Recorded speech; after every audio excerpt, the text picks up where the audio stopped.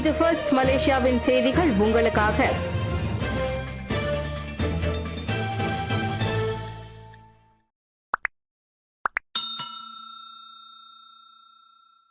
கிளந்தான் மாநிலத்திற்கு 2 கோடி ரிங்கிட் நிதி. கிளந்தான் மாநிலத்தில் வறுமையை ஒழிப்பதற்காக 2 கோடி ரிங்கிட் நிதி ஒதுக்கீட்டிற்கு அரசாங்கம் ஒப்புதல் அளித்துள்ளது. வழங்கப்படும் இந்நிதியை பிரதமர் துறையின் கீழ் செயல்படும் கிளந்தான் மாநில செயல்பாட்டு ஒருங்கிணைப்பு பிரிவு நிர்வகிக்கும் என்று பிரதமர் டாக்டர் ஸ்ரீ அன்வார் இப்ராஹிம் தெரிவித்தார். நேற்று கிளந்தான் காங் சாப்பா பள்ளிவாசலில் வரவேற்பு விழாவில் உரையாற்றிய போது டாக்டர் ஸ்ரீ அன்வார் அவ்வாறு கூறினார். SPRM-இன் மூத்த இயக்குநராக டத்தோ கருணாநிதி நியமனம். மலேசிய ஊழல் தடுப்பு ஆணையம் SPRM-இன் மூத்த இயக்குநராக டத்தோ கருணாநிதி ஒய் சுப்பையா வெள்ளிக்கிழமை நியமிக்கப்பட்டார். முன்னதாக பினாங்கு மாநில SPRM இயக்குநராக பணியாற்றிய அவரின் நீண்டகால அர்ப்பணிப்பு, நேர்மை மற்றும் திறமையான நிர்வாக திறனுக்கான அங்கீகாரமாக இப்பதவி உயர்வு அமைந்துள்ளது. SPRM-இல் உயரிய பதவியை வகிக்கும் ஒரே இந்தியர் என்ற பெருமையையும் டத்தோ கருணாநிதியே சேரும். இந்திய சமூகத்திற்கு மட்டும் இன்றி அரசாங்க துறைகளில் இந்தியர்களின் பங்களிப்பு மேலும் உயர்ந்து கொண்டிருப்பதற்கான முக்கிய எடுத்துக்காட்டாகவும் அவரின் நியமனம் திகழ்கின்றது. இதனிடையே SPRM-இன் மூத்த இயக்குநராக சேவையாற்றிய டத்தோ முகமது ஹாஃபிஸ் நாசார் தற்போது விசாரணை பிரிவின் புதிய மூத்த இயக்குநராக நியமிக்கப்பட்டுள்ளார். இந்நிலையில் டத்தோ முகமது ஹாஃபிஸும் டத்தோ கருணாநிதியும் தங்களது பொறுப்புகளை முழு அர்ப்பணிப்புடன் நிறைவேற்றி தங்களின் ஒவ்வொரு பணியிலும் நேர்மை என்ற கொள்கையை நிலைநிறுத்துவார்கள் என்று எதிர்பார்க்கப்படுவதாக வெள்ளிக்கிழமை வெளியிட்ட ஒரு அறிக்கையில் SPRM குறிப்பிட்டுள்ளது.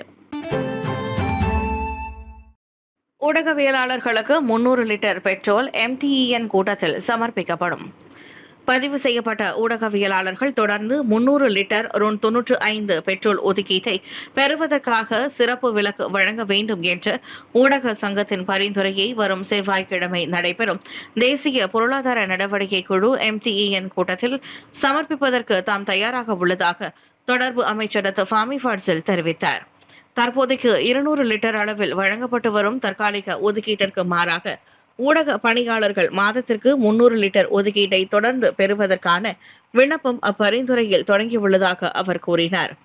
நேற்று மலாயா பல்கலைக்கழகத்தின் சுகாதாரம் குறித்த பிரச்சாரத்தின் முக்கிய நோக்கமாக விளங்கும் டிகா செராங்காய் நோய் தடுப்பு திட்டத்தை தொடங்கி வைத்த பின்னர் செய்தியாளர்களிடம் அவர் பேசினார்.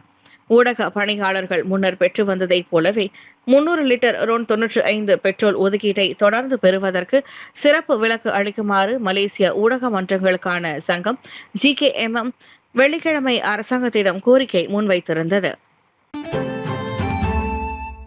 அனைத்துலக அளவில் உண்மையை வெளிப்படுத்தும் நிலைப்பாட்டில் மலேசியா. பல நாடுகளுக்கு ஏற்றுக்கொள்வது கடினமாக இருந்தாலும் அனைத்துலக அளவில் உண்மையை வெளிப்படுத்தும் தனது சுதந்திரமான மற்றும் தன்னாதிக்க நிலைப்பாட்டில் மலேசியா உறுதியாக உள்ளதாகவும் பிரதமர் கூறினார். கிழக்கு ஆசியாவில் நிலவும் மோதல்கள், குறிப்பாக அமெரிக்காவின் ஆதரவின் மூலம் ஈரான் மீது இஸ்ரேல் தாக்குதல் நடத்துவது தொடர்பான மலேசியாவின் நிலைப்பாட்டை இந்த துணிச்சலான மனப்பான்மை வெளிப்படுத்துவதாக டாக்டர் ஸ்ரீ அன்வார் தெரிவித்தார். இது ஈரான் அதிபர் உடனான எனது உரையாடலில் உள்ளது. இஸ்ரேல் மற்றும் அமெரிக்காவின் தாக்குதல்களுக்கு கண்டனம் தெரிவிக்க கூட்டாக இணைந்து முடிவெடுத்த கூட்டாட்சி அரசாங்கத்திற்கும் மலேசிய நாடாளுமன்றத்திற்கும் இது ஒரு பாராட்டு என்று அவர் குறிப்பிட்டார். மேலும் ஈரானின் சுதந்திரத்திற்கான உரிமையை உறுதி செய்வதற்கும் வலுவான ஆதரவை வழங்குகிறது என்றார் அவர். அமெரிக்காவின் ஆதரவுடன் இஸ்ரேல் ஈரான் மீது நடத்திய தாக்குதலினால் ஏற்பட்ட நெருக்கடிக்கு முற்றுப்புள்ளி வைப்பதற்கான அமைதி பேச்சுவார்த்தைக்கான முயற்சிகள் குறித்து பேசிய அன்வார், பாகிஸ்தான், வளைகுடா நாடுகள் மற்றும் துருக்கி ஆகியவற்றின் உடனான நெருங்கிய ஒத்துழைப்பின் மூலம் மலேசியா வலுவான ஆதரவை வழங்கி வருவதை சுட்டிக்காட்டினார்.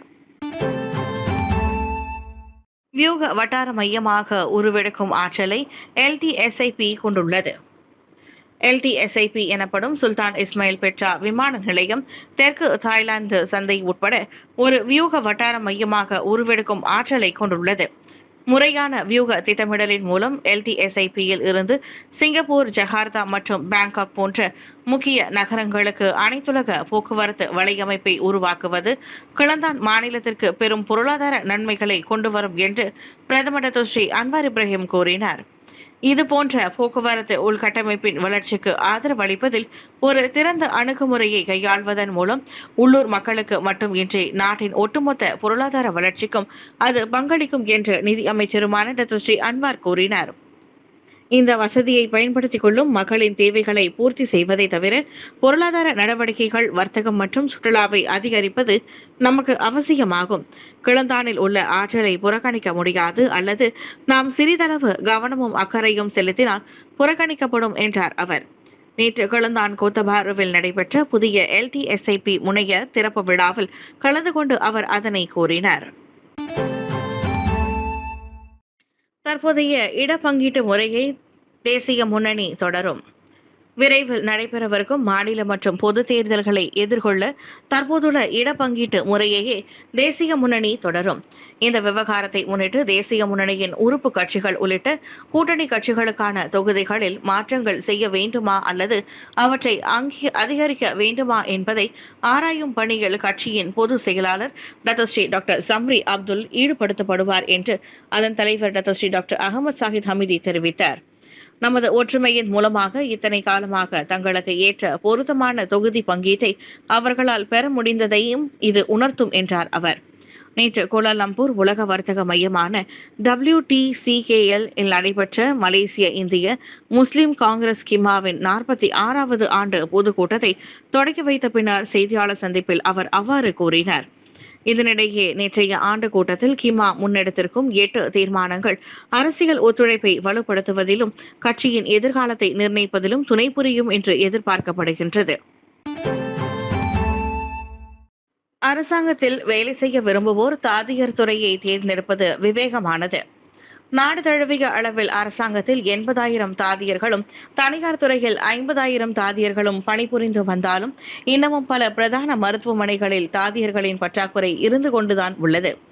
அரசாங்கம் அல்லது பொது சேவை துறையில் பணியாற்ற விரும்பும் இந்திய இளைஞர்கள் ஆசிரியர் தொழிலுக்கு அடுத்தபடியாக தாதியர் துறையை தேர்ந்தெடுப்பது விவேகமானது என்கிறார் பேராக் மாநில ஆட்சிக்குழு உறுப்பினர் டத்தோ சிவனேசன்.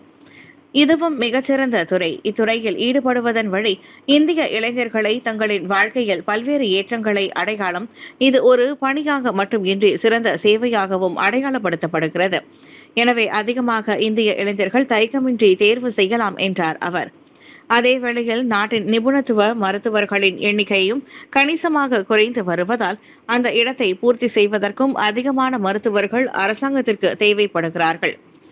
ஆனால் ஊதிய விகிதத்தை முன்னிறுத்தி அதிகமான நிபுணத்துவ மருத்துவர்கள் அரசாங்கத்தில் இணைவதற்கு தயக்கம் காட்டுவதாக அவர் கூறினார். மலேசிய தாதியர் சங்கத்தின் ஏற்பாட்டில் ஈப்போவில் சனிக்கிழமை இரவு உள்ள ஒரு தங்கும் விடுதியில் நடைபெற்ற அச்சங்கத்தின் 76வது ஆண்டு கூட்டத்தில் கலந்து கொண்ட போது அவர் செய்தியாளர் சந்திப்பில் அவ்வாறு பேசினார். கோயம்புத்தூர் வால்பாறையில் கோர விபத்து, மலை பள்ளத்தில் வேன் கவிழ்ந்து 9 கேரள சுற்றுலா பயணிகள் பலி. தமிழகத்தின் கோயம்புத்தூர் மாவட்டத்தில் உள்ள வால்பாறை மலைப்பாதையில் நிகழ்ந்த கோர விபத்தில் கேரளாவை சேர்ந்த 9 சுற்றுப்பயணிகள் உயிரிழந்த சம்பவம் பெரும் சோகத்தை ஏற்படுத்தியுள்ளது. கேரள மாநிலம் மலப்புரம் மாவட்டத்தை சேர்ந்த 13 பேர் வால்பாறைக்கு சுற்றுலா வந்துவிட்டு மீண்டும் ஊர் திரும்பிக் கொண்டிருந்தனர். அப்போது வால்பாறை பொள்ளாச்சி மலைப்பாதையில் உள்ள 13வது வளைவில் எதிர்பாரா விதமாக ஓட்டுநரின் கட்டுப்பாட்டை இழந்த வேன் தடுப்பு சுவரை மோதி உடைத்துக் கொண்டு பள்ளத்தில் பாய்ந்தது. இந்த விபத்தில் 7 பெண்கள் உட்பட 8 பேர் சம்பவ இடத்திலேயே உயிரிழந்தனர். படுகாயம் அடைந்தவர்கள் மீட்கப்பட்டு பொள்ளாச்சி அரசு மருத்துவமனைக்கு கொண்டு செல்லப்பட்ட நிலையில் அங்கு சிகிச்சை பலனின்றி மேலும் ஒருவர் உயிரிழந்தார். உயிரிழந்தவர்களில் பெரும்பாலோர் பள்ளி ஆசிரியர்கள் என தெரிய வந்துள்ளது. மீட்கப்பட்ட ஓட்டுநர் உட்பட 9 பேர் 4 பேர் தற்போது கவலைக்கிடமான நிலையில் சிகிச்சை பெற்று வருகின்றனர். இவ்விபத்துக்கு பிரதமர் நரேந்திர மோடி தனது ஆழ்ந்த இரங்கலை தெரிவித்துள்ளார். விபத்து குறித்து மேல் விசாரணைகளை கோவை மாவட்ட போலீஸ் மேற்கொண்டு வருகிறது.